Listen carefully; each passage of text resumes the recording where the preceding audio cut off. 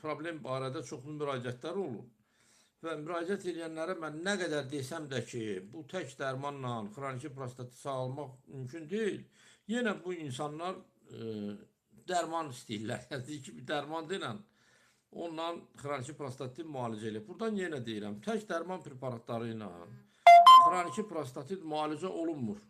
Yəni xroniki prostatin müalicəsi üçün mütləq şəkildə 4-5 kompleks müalicə metodu tətbiq olunmalı. Bunlar hansılardır?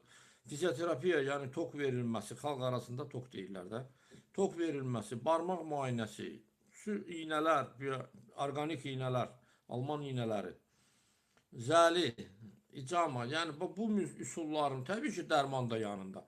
Bu üsulların birgə tətbiqi xroniki prostatiti müalicə eləməyə imkan verir və bunun hesabına biz xroniki prostatiti zəmanətlə müalicə eləyə bilirik. Düzdür, bu çox çətindir, uzun çəkir, çox xərc aparır, amma müalicə olunur və sağalır. Yəni prostatit, xroniki prostatit sağalır.